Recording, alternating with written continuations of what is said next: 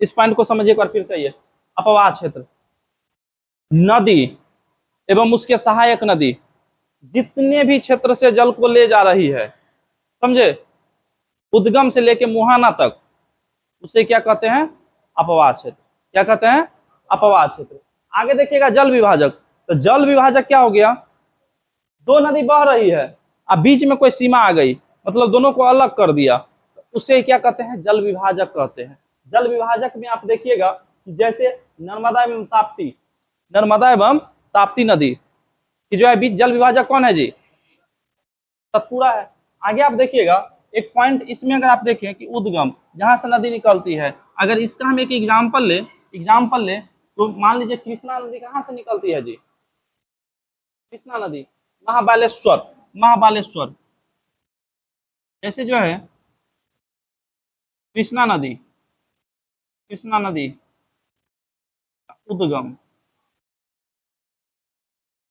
कृष्णा नदी का उद्गम कहाँ है जी? महाबालेश्वर।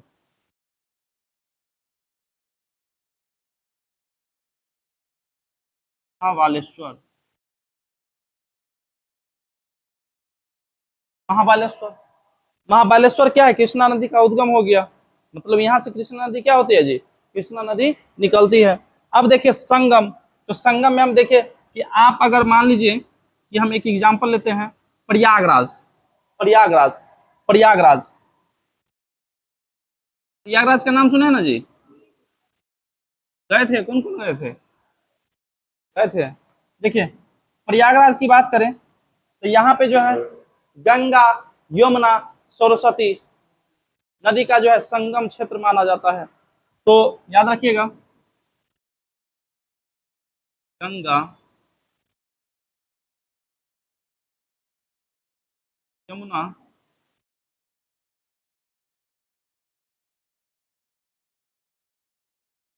गंगा, यमुना, सरस्वती है, इधर ध्यान दीजिए। तो याद रखिएगा गंगा, यमुना, सरस्वती, ये तीन नदी का क्या है जी?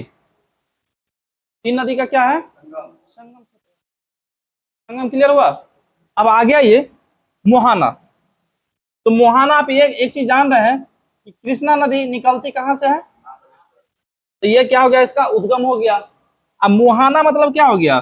कृष्णा नदी की अगर बात करें, मोहाना की बात करें, तो कृष्णा नदी जो है अपना जल कहाँ गिराती है जी? कृष्णा नदी का मुहाना, कृष्णा नदी का जो मुहाना है बंगाल की खाड़ी है, क्योंकि अपना जल कहाँ गिराती है? बंगाल के। क्लियर? तो याद रखिएगा कृष्णा नदी का मुहाना कहाँ हो गया? बंगाल की खाड़ी। लेकिन उद्गम बोलेगा तो महाबलेश्वर, जहां से ये निकलती है। क्लियर यहाँ तक? कोई दिक्कत नहीं ना इसमें? क्या है कि इस टर्म का जो है आगे खूब यूज होगा, तो वहां पे आपको हम ये नहीं क्लियर करेंगे कि मुहाना क्या है, उद्गम क्या है, संगम क्या है। इसलिए इस पॉइंट को लिखवा दिए ताकि आप इस पॉइंट को याद रखें।